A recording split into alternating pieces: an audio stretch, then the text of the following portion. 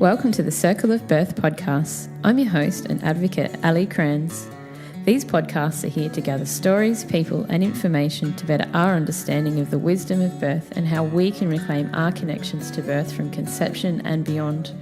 You will hear stories not only from Australia but from all over the world, bringing together women, partners, midwives, doulas and all the people that have a birth story to share. So jump right in for this next Circle of Birth story.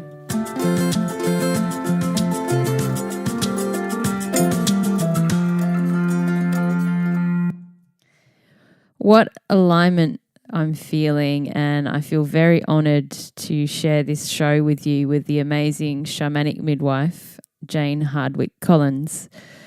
This show explores birth, surrender, and recognising our patterns of life. We hear of Jane's 3 birth stories, from a caesarean birth with her first into 2 transformative births with her next. Jane describes the teachings that each birth gives us and how this is important coming into our parenting and later life. I feel that Jane has so much wisdom to offer, and that of life experience. And if you really want to understand the true nature of surrendering in birth, then this podcast will be so in tune for you. This is great to listen to in all aspects of your life, no matter if you're pregnant or not. It's definitely well worth listening to these snippets of wisdom from Jane. I've certainly changed after listening to this, and I believe that the work of the shaman is never easy, yet it's birthing truth and our connections with the natural systems around us. Thank you, Jane, and enjoy. Hi, Jane. Thank you so much for coming to the Circle of Birth and joining in for the podcast. I appreciate your beautiful time and thank you for being here. Well, thank you for inviting me, Ellie. That's okay. Well, so what I would love to hear, and you've had so much work out here in the field and with women and birth and being a home birth midwife, and we would love to hear your birth journeys and your transformation, and I would love to engage in your story and with your 3 births as a mother of 4. Oh, thank you. Well, you know, like all of us, I love telling my birth stories. Yay. And they really actually kind of tell the story of the evolution of me, really, as I think all birth stories do. So my stories of birthing my babies start back when I was a 25-year-old who so wanted to have a baby. I just so wanted to have a baby, and I wanted to learn everything I could about it, so I went and did my midwifery training. And this is back in the day before direct entry midwifery. This was after I had already become a registered nurse, so I needed to just go and do a year extra at one of the hospitals. And I did that, really like just busting to know about it so that I would know what to do or how it worked and all that kind of thing. And I did my training, and honestly what I learned shocked me. And I had this experience that was really an awakening for me of the culture that we live in, the patriarchal culture that we live in. I had no idea what the culture was really doing to women, other than my own experience of being a young woman at the time and feeling the difference between being a woman and what it looked like for being a man. And you know, I grew up in a fairly typical patriarchal patriarchal family, and, you know, my dad was the boss and my mother, I don't know if she actually brought the slippers to him, but she probably did. And so I kind of was a rebellious daughter of the patriarchy, but I really didn't understand or know the way it was really working until I went and did my midwifery training. And what I saw there was nothing less than institutionalized acts of abuse and violence on mothers and babies masquerading as safety. And I was so shocked. And I just saw these women getting treated very disrespectfully, and the babies were being treated like not like the sentient beings they are. You know, like I was still, well, this is back in 1984, and they were still doing circumcisions without any analgesia on the babies. So, you know, wow. That was a horrible experience, but also a beautiful experience in witnessing birth. But I got out of there as fast as I could after I finished my training and found the home birth world, where I did an apprenticeship with a home birth midwife and unlearned most of what I learned in my midwifery school and started to learn from the real teachers, the women having babies. And I learned how many variations of normal there are by how many births I saw and how many women were doing it in their way. And so I got pregnant during that first year apprenticeship with my midwife mentor, and I had a exciting pregnancy. I was so happy to be having a baby, and I was a home birth midwife, and I was planning to have a home birth, and I went into labour and laboured on in a way that I was so in my head. So I didn't realise this until afterwards, because you don't know what you don't know until you know it. And I was really kind of being my own midwife in my head by saying, okay, now it's this o'clock now, so by that o'clock this will be happening, and blah, blah, blah. And basically, long story short, I got to fully dilated and pushed, and I pushed, and I pushed, and I pushed for like 4 hours and couldn't budge his head.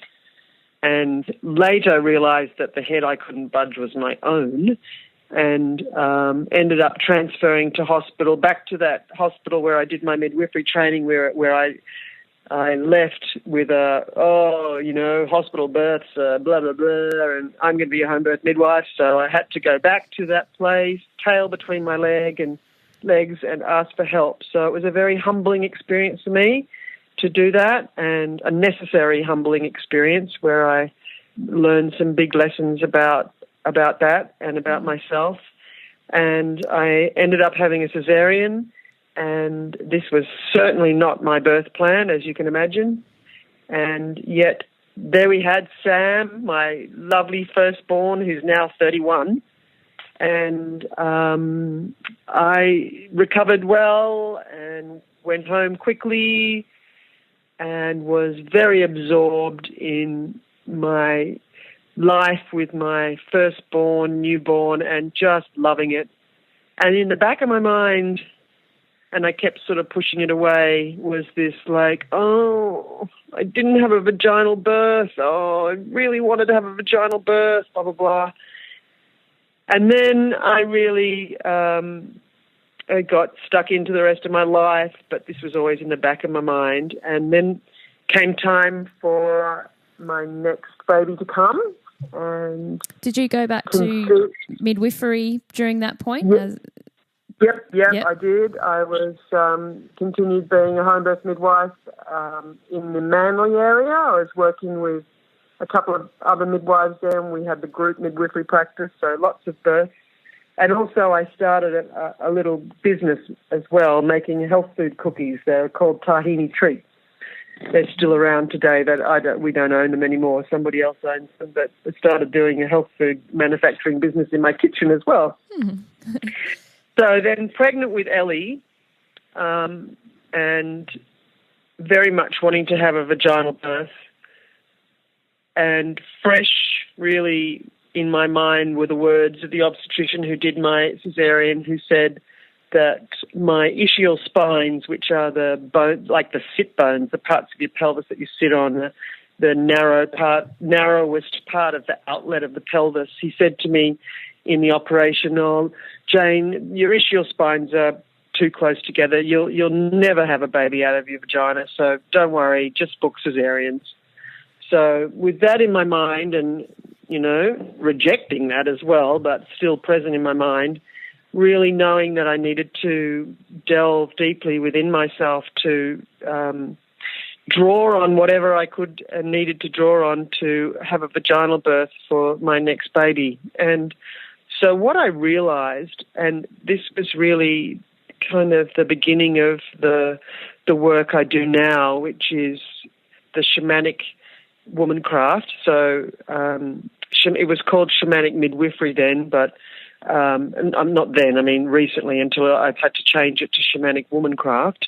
That's a whole other story. But getting ready for the birth of my second baby, I realized the shamanic dimensions of what was going on. In other words, what lay beneath, what was in my inner world that was influencing my life. And I did a lot of exploration, inward exploration in an attempt to understand why I had a cesarean. And so I took myself through this process just kind of like without really having any guidance from anybody or anything, but this has become the basis of my work today, in that I felt that the feeling that I had as a result of my kind of disappointment at not having a cesarean was actually a really common feeling. Like, I knew that feeling. It was a very familiar, not common, a familiar feeling to me. And so I thought, well, when have I felt that before? When have I felt that before that? And I tracked it back, actually, to the source of that feeling, which is the big clue. You know, it's the reason why that whole kind of way of being started and then kept repeating, became like a pattern and a theme in my life.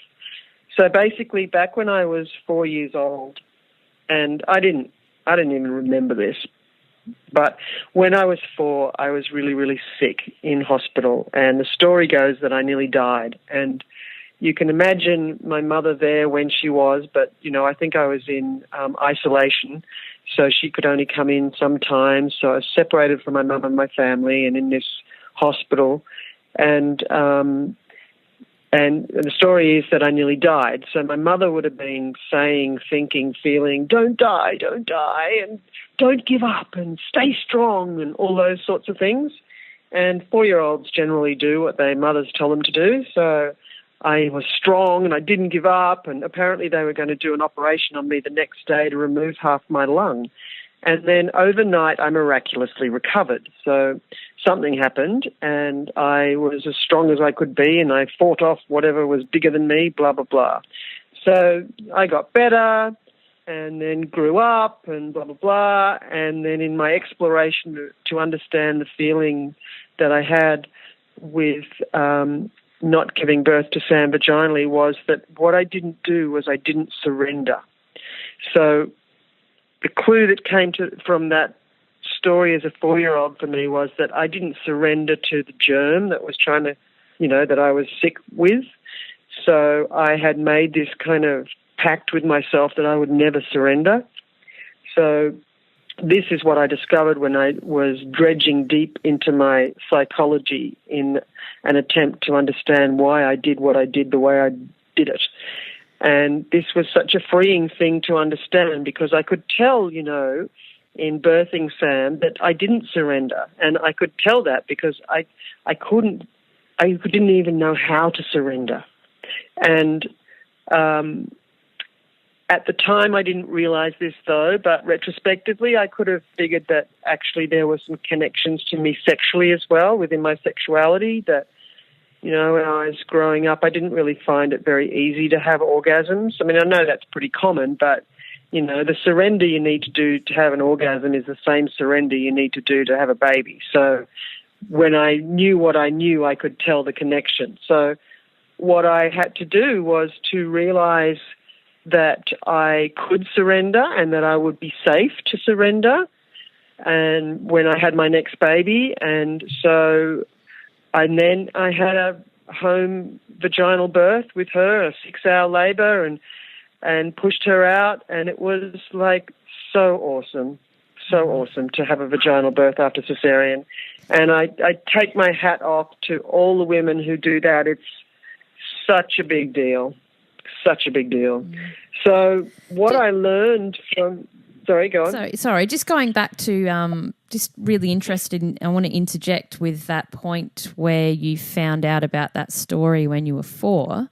So say someone that was trying to go back to that sort of childhood imprint, I suppose, or that programming, how did you find out about that story, or how did you know to ask, or did it just come to you, and did you talk to your mum, or how did that take place? Yeah. Well, it came to me to ask that of myself initially, because the feeling that I felt at not having given birth vaginally, as I said, was a very familiar feeling to me. So it felt like part of me, and I wanted to know why I felt like that. So I just kept thinking, well, when are the other times that I've felt like that? And that's when I got back to that 4-year-old thing. But I did actually, I used to get migraines a lot. And one time sometimes when I'd get the migraines, I would actually kind of feel like I was somewhere else. And now knowing what I know, it was back into that experience as a 4-year-old. So, sometimes I could even smell like the hospital room and things like that. So I know that was a foundational experience that I then configured my whole being around, which is what we do. It's what happens. So, and yes, I did talk to my mum more about it, and she told me more things which horrified me. And I realized the connection through that process. And learning that for myself, this is what I then took into my midwifery practice and helped other women to find out what lay beneath what happens, So, we can have the birth plan from heaven, but you may not have that happen. So what Sam's birth taught me, that cesarean taught me, is that we have the birth we need to have to teach us what we need to learn about ourselves, to take us to the next place on our journey to wholeness as a spiritual being having a human experience. So I was really able to understand the hugeness of the process. Our culture sees birth as some random isolated event that's actually dangerous and quickly get the baby out.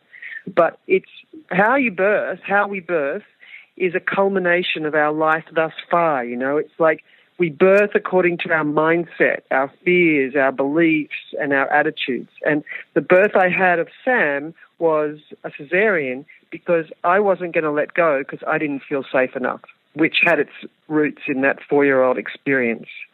Does that make sense? Yeah. And do you feel like, I'm just picturing you going back to the hospital to have the cesarean with Sam, do you feel like that's given you a transformation, in a sense, being that midwife student and having that feeling in the system, and then leaving it to go and be a home birth midwife, and then having to come back to the system for that help, more so like there it is, it's there if we ultimately needed, because Sam had to come into the world this way. Exactly. And thank goodness that was there to happen. Does that make absolutely. sense? Yeah, fully, and as I said before, it was a hugely humbling experience for me. I left my hospital midwifery training a very cocky young woman who was going, hospitals suck, blah, blah, blah. And I had to have that lesson to bring that into balance as well. Yeah, I'm just shaking my head. It's just such a transformation. I'm just thinking of all just came together. It did. It was amazing. And the other thing too, the other clues we can have about our births are what's called our red thread. That's the shamanic way that the mother line is described. So our red thread, so, the way your mother gave birth and your grandmother and your great-grandmother and all of that kind of stuff. So often what happens in the female line in the red thread is a repetition of what's been going on, forever, basically. And my mother, the other connection is how you're born yourself. So my birth was a variation of my mother's birth of my grandmother, and my grandmother had 3-day labours. So, that's what they did back in the days. That would be in the early 1900s, 3-day labours. They didn't do anything. You just waited until the baby came, right?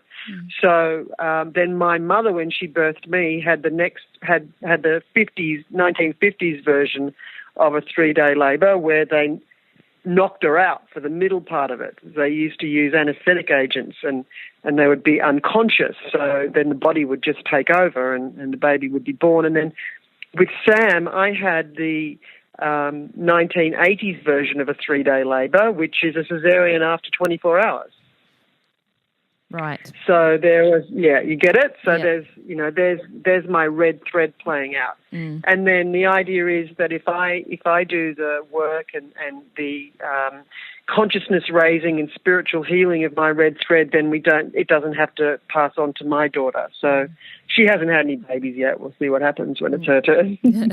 So it's the true essential birthing for humanity, isn't it? That the healing needs to happen for humanity. Absolutely. And do you believe the red thread can go upwards? So if you heal with your birth and your birth experiences, can that go and essentially heal your mother and your mother's mother?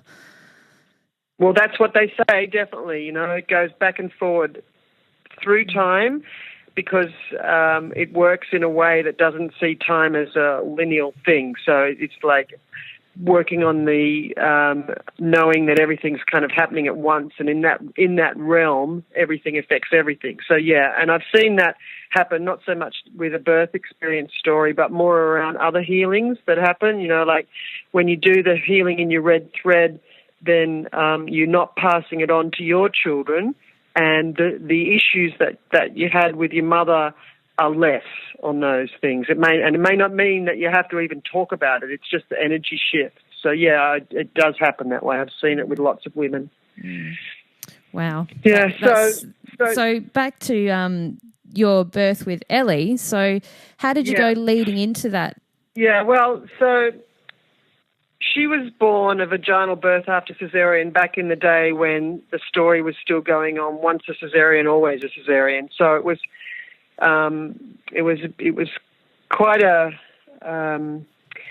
challenge, like to face other people around doing that. And Ellie's dad was a doctor, and his doctor friends were very disturbed by him permitting me to have a VBAC at home, and poor thing was subject to a lot of negative stuff from his peers, and was quite frightened by it. But I was just so wanting to take responsibility for myself, and that was really where I was coming from. I wanted to take responsibility for myself and to have a go at having the baby. Like I had booked into hospital and I had a backup obstetrician if I needed to have another cesarean, and that was all good. And this is before. Now I don't even now that you can't, the policies and procedures and guidelines are that you can't even have a VBAC at home. So it's bad news. But anyway, so yes, I think that basically what I needed to do going into Ellie's birth was I needed to take what I learned from Sam's birth so that I didn't have to have the same experience again to teach it to me. So I needed to take surrender into my experience of birthing Ellie. So I surrendered. And then what Ellie's birth taught me was that once I surrendered, what I could do was to trust the process. So I just had to trust the process of birth 200% to be able to bring her vaginally, and she came, and it was amazing. And so I had another my next baby with a new husband and a new baby 3 years later, and I've been a home birth midwife all through it, and I've been teaching people about what I learned through my own experiences, and it was really great.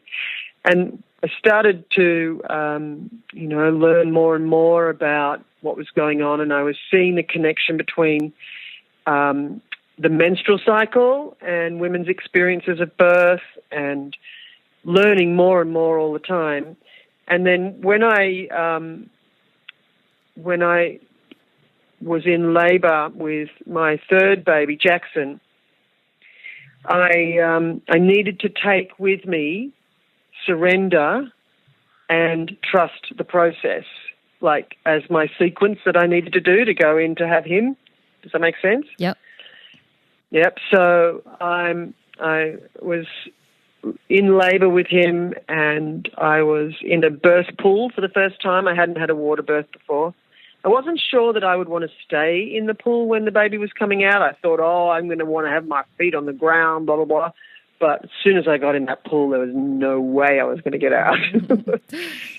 And I was there in the pool, and it was so intense. Like the contractions were so painful, and I was just thinking to myself, what am I doing? I'm fooling myself. I can't handle this. I need to go to hospital and have an epidural. So this is all going through my mind. And I thought, if I say to Paul or to Shay and Cheryl, my midwife friends who are there, if I say, I can't handle this, I need to go to hospital and have an epidural, I knew what they would say. They would say, but you're doing so well. This must be transition, blah, blah, blah. So I knew that I actually had to go through what I was going through. There was no way out. And this was a big moment for me. And what I had to do then was the teaching from Jackson's birth. So I had to surrender, which was Sam's lesson to me, because, our children are our greatest teachers, right? And the births are the primo lessons. And just quickly, on an aside to that, the quality, what I know to be so, the quality that you learn about yourself from birthing the baby is the quality you need to bring to mothering them. If I don't bring surrender to my mothering with Sam, then we just get stuck, which is his birth story. If I don't bring trust to my mothering of Ellie, then I can just get scared by what happens. So there in that pool, feeling, in transition, obviously, I had to just surrender and I had to trust the process. And then the next thing that happened was the gift of Jackson's birth. And what I just did spontaneously was to focus, because I was trying to get away from the pain, which, there's no way away. So what I decided I needed to do, this is 24 and a half years ago, what I decided to do was I needed to focus on the pain. And that was just like this stroke of genius. And I focused on where it was hurting me the most. And as I focused on it, this eye appeared in my mind's eye, like in a dream sort of way of seeing visions. I saw this eye, and I recognized it because I had seen it before in a shamanic bodywork session that I'd had, like a massage. When the masseuse was massaging certain part of my body, this vision came up. So I saw the same vision, so I recognized it. So it wasn't sort of like, ooh, what's that? I saw, there's that eye. So it was familiar. And so I, without knowing what to do, and I just say as well that there was drumming happening in this labour, so drumming like this. And I now know that, I didn't know this at the time, but I now know that when there's that sort of drumming going on, it harmonizes the left and right hemispheres of your brain, and the result of that is that you know what to do next. So the thing that I knew what to do next was that I needed to focus on the pain, not try and get away from it. So I saw that eye when I focused on it, and what I knew to do next was to go through the eye. So I don't know how I knew to do that or whether that's an obvious thing to do or not, but this is all happening in a tenth of a second. And I went through the eye, and when I got through the eye, I was in a whole different state of consciousness, and there was zero pain. So I went from having intense pain that I was trying to figure out how I could get an epidural to no pain. And I stayed in that altered state of consciousness with no pain for probably I don't actually know, but 20 minutes or so. And I didn't know where I was. I actually couldn't tell whether I was the baby or I was me or whether I was my womb or the contraction. And And then what happened was I could feel the baby. I had my fingers inside me, and I felt the last bit of my cervix open. And I knew not to think too much about what was going on because that would snap me out of it. So I was consciously, staying where I was in that older state of consciousness. And I felt the baby's head moving down my vagina and the contractions going. And the photos that were still being taken of me at the time, I just looked like I was asleep. I was having that rest and be grateful stage, according to, other people looking at me. So basically I stayed in that zone for like 20 minutes as he came through the birth canal, through down my vagina, and I felt his head coming, and nobody was realizing this was going on. And they just thought I was having a rest. And then I pushed his head into my hand and then waited for another contraction, and then pulled him up out of the water through the surface of the water, to the surprise of everybody, because they thought that I was having a rest. Wow. And there he was. And as soon as he left my body, my consciousness changed back into, here and now. And I was just so stunned. I had no idea what had happened to me and how or why. And it was like incredible. And then, then the placenta came and blah, blah, blah, blah, blah. And then like in the days and weeks, so not long after, I just said to myself, what the fuck happened then? Like, I had no point of reference for that. I'd never heard of that. I didn't know any. I wasn't really a meditator at that point. I'd done a little bit of meditation. I'd done some shamanic journeys, so I knew what an altered state of consciousness was, but I had no idea that, I'd be able to access that how I did. So I went into like research mode and learned all about what happens with brainwaves in labor, and fundamentally unraveled my experience to learn that what happened was that I went into what's called unity consciousness, which is usually only achieved by people who meditate for decades and decades, and that in that space there's no pain. And so I know absolutely that if that happened to me, like I didn't even know how to make that happen, if you know what I mean. I didn't even know that was a possibility.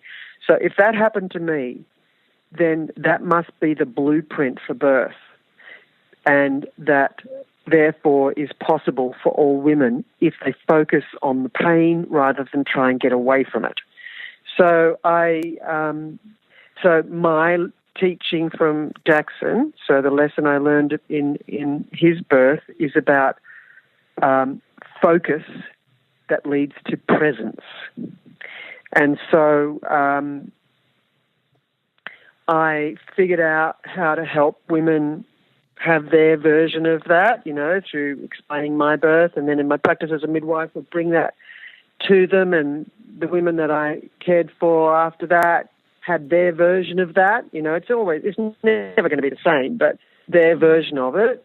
And it became the basis of what I wrote for my book, 10 Moons, the inner journey of pregnancy, and what I taught and teach in my pregnancy workshops, and which are now called Connecting with the Shamanic Dimensions of Pregnancy. And the basis of the work that I bring through I now have a school called the School of Shamanic Womancraft, which teaches all of this kind of stuff, and the importance of all of our rites of passage and the spiritual practice of menstruation and all of that. So my births really taught me a sequence that I apply today whenever I get into any sort of place where I don't know what to do. And first thing I have to do is surrender, and that usually means stop driving myself nuts about something and trust the process, and then focus and become present. And when I do that, and especially what I've had to do and what everybody needs to know is whatever you learn through the mother season of your life, and it will be birthing babies or birthing whatever, birthing businesses or books or new versions of yourself, whatever you learn through your birthings as creatrix through your mother season is what you need to bring to the rite of passage of menopause. So it's really important that women figure out what their births taught them, because they need to remember those lessons through their perimenopausal experience. So that's really, really significant. And I've had to apply that to myself over and over in my experience through my next rite of passage of menopause. And it's been the things I've needed to help me through the really rough times.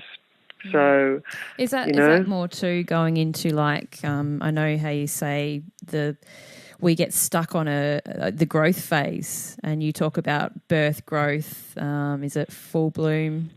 Then harvest, decay, death.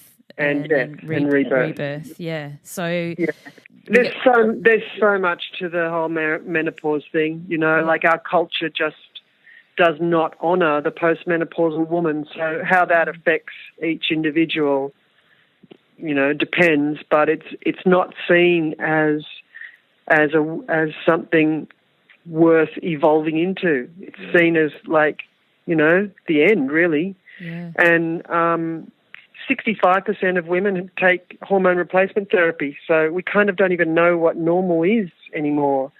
And it's very interesting.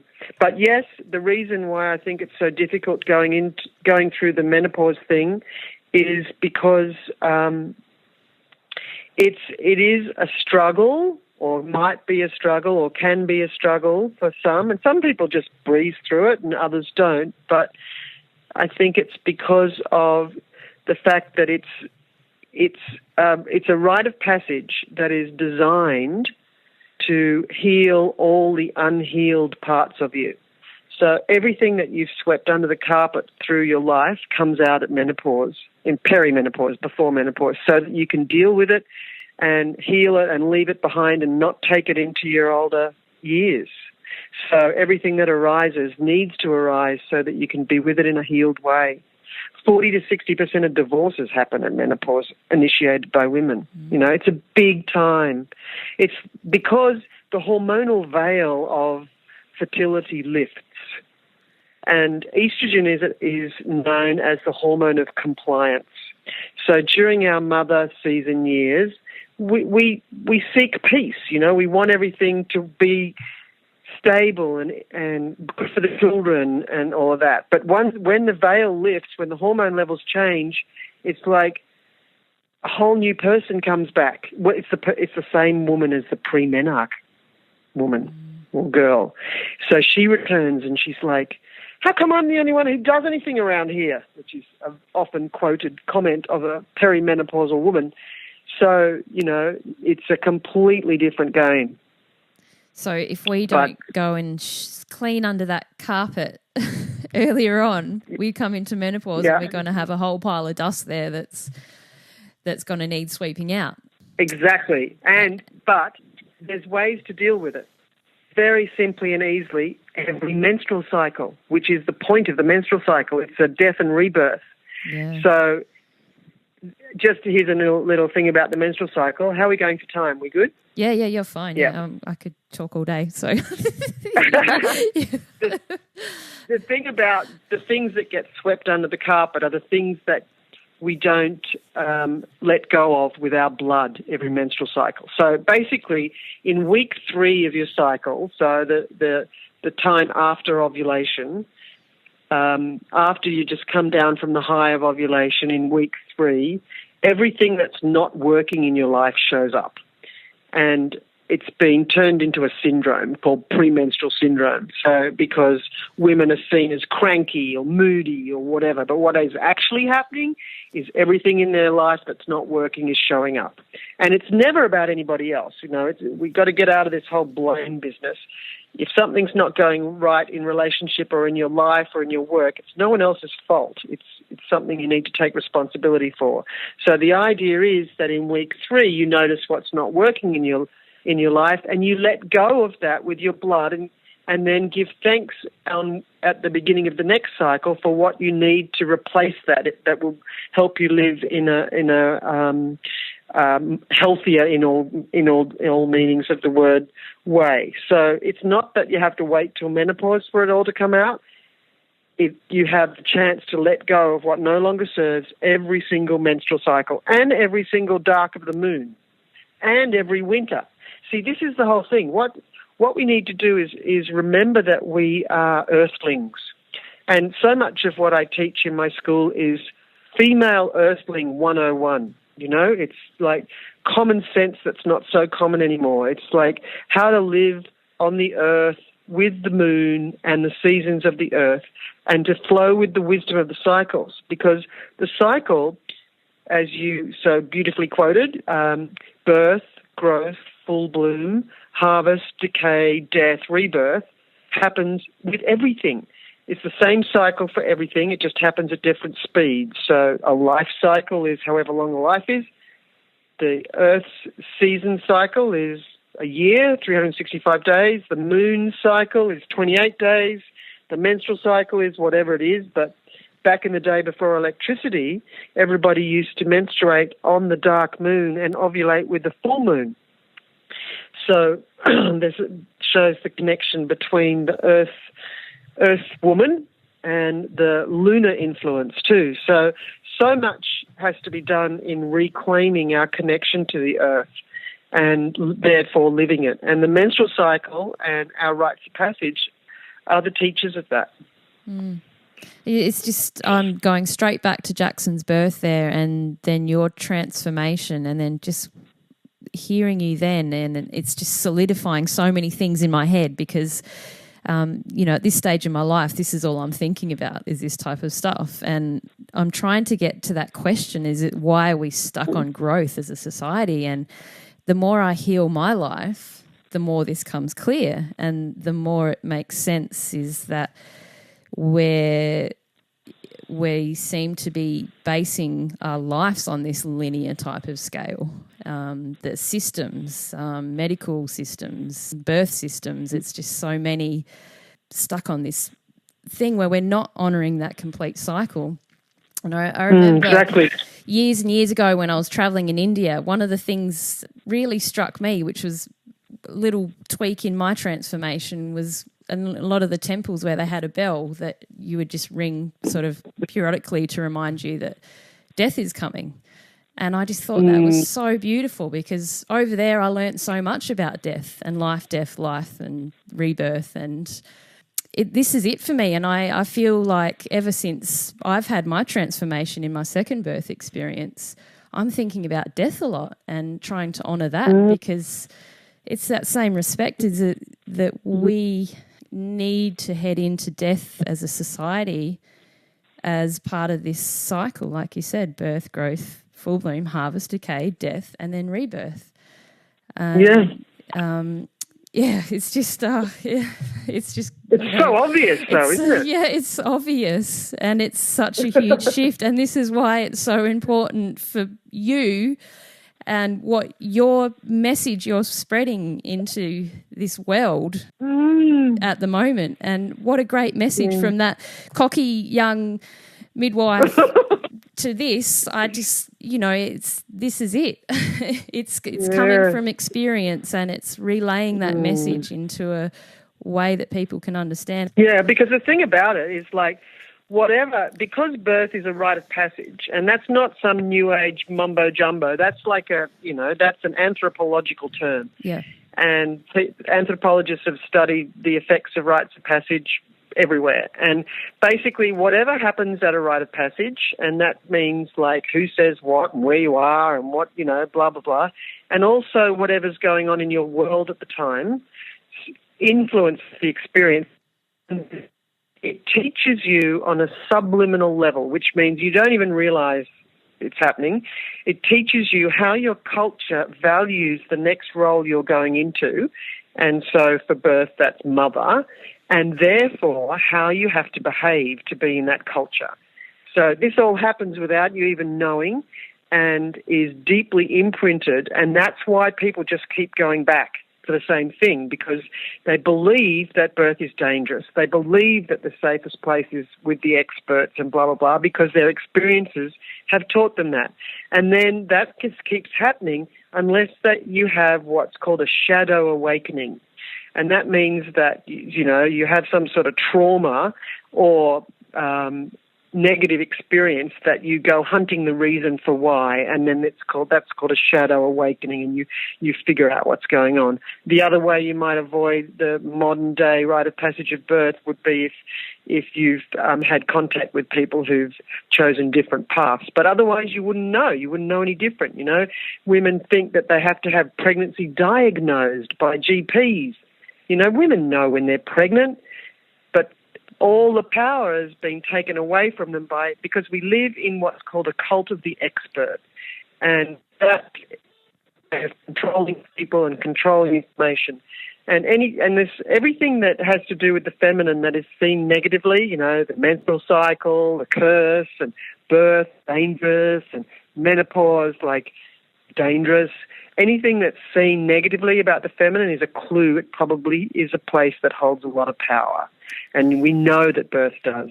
Yes, exactly.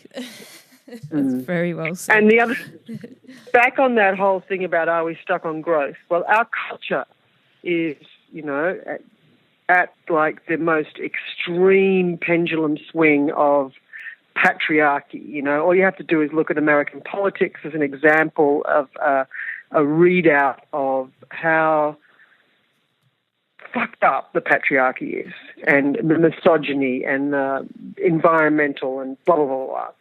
So the culture is stuck on. You know? Like, you can't even find somewhere dark in the city anymore. There's no darkness. It's all light because of the light pollution, which throws everybody's menstrual cycles out. Agriculture, look at what's going on in agriculture. You know, they don't even let land lay fallow for a season. They just grow. They have to feed all the chemicals into the earth to keep it productive, and that's messed up the earth. So we've lost the micronutrients, so we can't even eat food that's wholesome anymore because the earth has been depleted so much from being made to keep producing. And that's kind of like what it looks like in agriculture. And then the same thing's happening in business, you know. People just have to keep working, work. It's messed up. But, you know, usually what happens before a shift is the most extreme examples of whatever the current thing is show up, and like the you know, the farewell of the worst before the new comes. So yeah, hopefully that's what's happening. Creation, destruction, I suppose, isn't it? Or destruction, creation. Yeah. Oh, yeah. So, if you look at it, it's if you become the shadow awakening and came into consciousness and awareness, then Earth going through its own trauma is going to reset and start reprogramming. Then it's like if we're in tune with the natural systems, then we have more of a chance of surviving as a species. Because sometimes I feel, especially with the microbes, I feel they're going to get to a point one day and it's be like, well, these humans aren't exactly working out for us. I think we'll get rid of them. We're just trying to control too much, and it's I've got the same feeling. I know it's not working out for me, so you know, I'm definitely trying to realign myself into more patterns of consciousness and awareness. Yeah, absolutely. And then, you know, like I didn't think that there could be anything much bigger than the transformation potential of birth until I went through menopause. Yeah. So it's the next level. Assumed death will be. So you probably eat, I would say, pretty well in that respect, wouldn't you, in terms of menopause and looking after your estrogen, and because that is a big thing coming into menopause, isn't it? Diet and environment. Yeah, absolutely. And we live in a world that has estrogen dominance in the environment. So we're all kind of going to be influenced by estrogen dominance because, like, There's 65% of women of menopausal age are on HRT, and millions and millions and millions and millions and millions of women are on the pill, and Implanon and Marine, all the hormonal contraception, and all the urine of all those women goes into the water table. So all the water that we consume has estrogen in it. And all the plastics that our food is subjected to and the fertilizers that the food is grown with all have estrogen mimickers in them.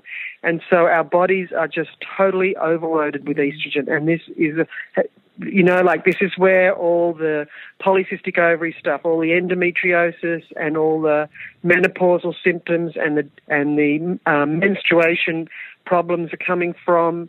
There's species of frogs and other little creatures that are now growing hermaphroditically, however the right way to say that is.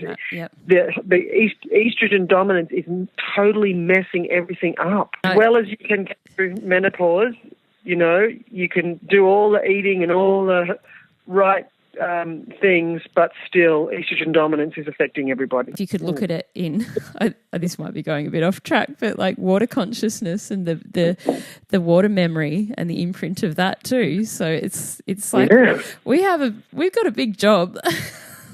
We do have a big job, and what you're doing by bringing awareness to birth is like one of the main portals for this, because in our world, what I've seen is that it's often during pregnancy and in contemplating birth that women wake up. Yes. They certainly, unless they've had massive trauma in their lives and had lots of people die around them, it's often the first time they even think about birth and death. And it's the first time that they start thinking about what they want to do that might be different to what people say they have to do and things like that. So the birth rite of passage, the pregnancy and birth rite of passage is certainly a way and a place where the women are interested, So it's one of the ways that we can help raise consciousness is through education around birth.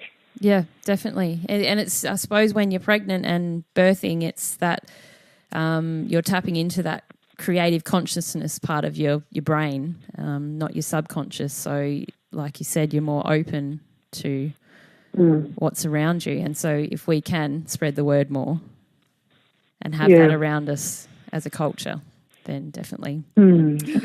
Yeah. But, the control that's being used over women and birth is pretty full on. Yeah.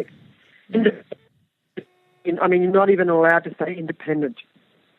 So private midwifery, which is really not what it is anyway, it's just trying to use the same language they do with medicine, but midwives are being so controlled and regulated, and home birth is just getting more and more squashed, and, it's not a good day for birth. Yeah. So it's a shift, isn't it? The shift in the cycles of the world, and it's if we can, I suppose, like you said, it's happened before, so we need to heal and grow, and the more healing we do, the easier it is for the next generation and the next generation. So that's right, yeah. And women need to take responsibility for themselves. Yes. And their choices and decisions, and choice is a stupid word anyway, it should be decision. It's not a shopping spree. Yeah. There's decisions, not choices. And and to tell the well-meaning fearmongers, don't worry, I'm taking responsibility for my life and my baby. Thank you for your input, but I don't want to do it that way or whatever. Yeah.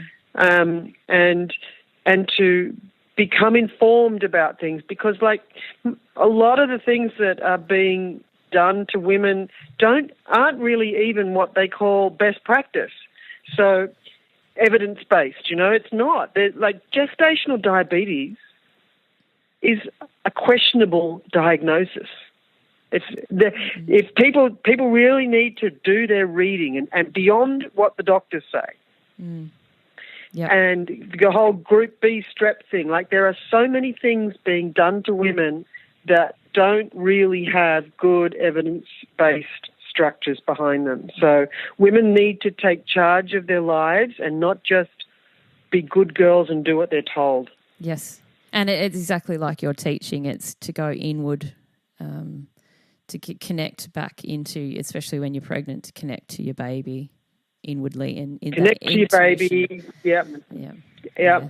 And to know that, you know, as annoying or painful or disappointing as it might be, you will have the birth you need to teach you what you need to learn about yourself, to take you to the next place on your journey to wholeness. And it could be that you have an experience that teaches you that it's important to stand up for your rights, you know? And it might be that you learn that by not standing up for your rights, for example. Yeah.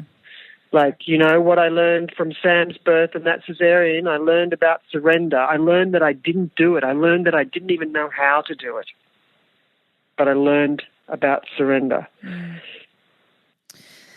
So, you know, good news. Can I ask you just one more question, which might be a bit odd, but I can't stop thinking about that moment that you had with Jackson and how you stepped through the eye portal type thing. Do you feel, I don't know if you've ever thought about this, but I keep thinking about life, death, life, that rebirth type of thing. Do you feel that that's your kind of, so say coming into your death, do you ever think that eye might come back and that's your step into that space, into... Yeah, maybe, you know, like I've thought about it being like the eye of the storm or the portal at the void. Yeah. You know, it was kind of cartoon style and it was blue and green is a little bit confusing, but, you know, well, I'll tell you when I die. Yeah, can let me know. yeah. But, you know, like the eye is, you know, a classic mystical image that leads you from one place to the next. So that I would create in my mind a recognizable symbol, recognizable to myself, but also like, you know, in symbols analysis that it would mean and indicate that it was part of the collective unconscious, that image would show up and be a translatable language, that it was a portal. Yeah. Yeah. Wow. And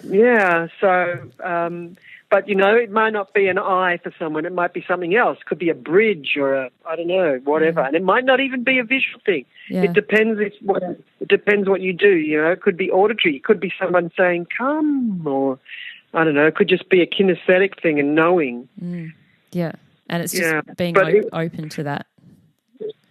And to step into it. Like it was really about meeting it and stepping into it as opposed to running away and hiding. And the presence, like the focus that brought me to the presence to be with what was, not what I wished was happening. See, that's another really important thing about birth and midwifery 101. We need to be with what is, not what we wish was happening. Yes. Be in the present. And if you are with what is going on and be present with it, then it will do its magic. If you stay with your heels dug in and hands on your hips and saying no to that, I mean that metaphorically, then that's not presence. And that's not with what is. It's in a space of rejecting what is. And when you reject what is, then you just get stuck. Yeah. And then humanity gets stuck. So the transformation helps all, everybody. Absolutely. Surrender. Yeah, exactly. So you know, one woman doing it helps all women. Yeah, absolutely. Exactly. Jane, how do we get, I've got your awesome 10 Moons in front of me here. How do people get your copy of your book and see your work? What's the best place to start? Okay, well, I've got a few websites and the bookshop on my website. So that's moonsong.com.au. lots of articles on there that I've written about birth and rites of passage and all kinds of things. And it's got the where you can buy my books. I've also written a book for girls approaching menstruation called Becoming a Woman, and that's good for girls of every age because it's all the information they didn't tell you if you didn't have a awakened menarche. So moonsong.com.au, and I run workshops in Sydney and Melbourne and up in the Byron Bay area every year. They're connecting with the Shamanic Dimensions of Pregnancy workshop.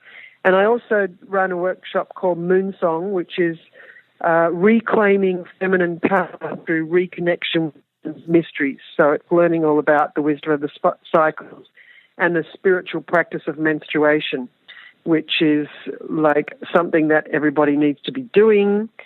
And I've written about that on my website if that's interesting. And I also have janehardwickecollings.com, which features the new blog series that I'm writing, which are sharing the teachings that Aboriginal elder Min Maya has been giving me. So that's something awesome that happened just a little while ago. So she's a Wiradjuri elder woman, a important teacher within their people, and she called on me. She said, "I've been watching you for a long time, Jane, and it's time for you to learn the teachings of this land and to incorporate that into what you teach." So I've written 3 blogs, and there's a new one coming soon in line with Beltane. Wow. We're sharing the information that she's been teaching me, which is so awesome. Oh, what an honor. Oh. What an honor. Yeah. I'm just so, honoured. Yeah. And I also have a school called the School of Shamanic Womancraft, which you mentioned before, and there's a website for that too, schoolofshamanicwomancraft.com. And we've also got Moonsong and School of Shamanic Womancraft Facebook pages that have a lot of stuff going on as well, and also Instagram accounts for lovely pictures. Great. So the School of Shamanic, sorry? I'll link to all them on the blog too with this podcast episode for everyone.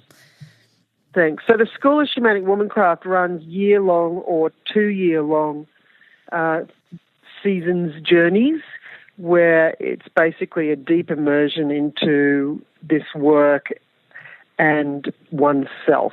And they happen up in the Mullumbimby area and also in Victoria, Otways. And I'm going back over to England to do another one over there starting in February.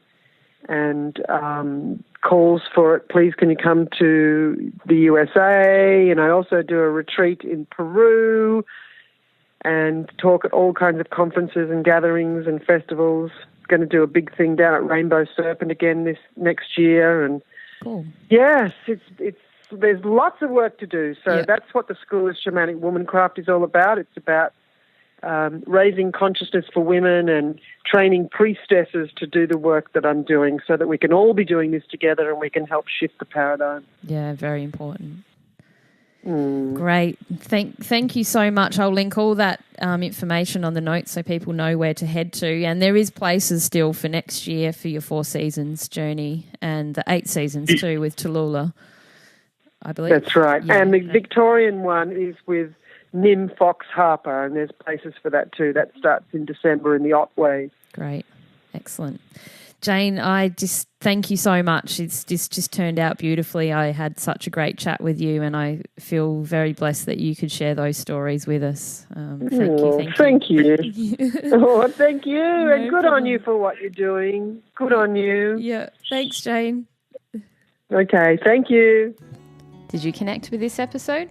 Then head over to our website, circleofbirth.com. There you'll find show notes, pictures, resources, and potentially connect with today's storyteller. Don't forget to sign up to be updated with new empowering episodes and content. Help the show grow by contributing a tip in the jar to make sure we can continue to better the podcast and connect more and more to the wisdom of birth and each other. Hey, and don't forget the iTunes rating. This has been another episode of the Birth Share Project. We breathe, we birth, we empower.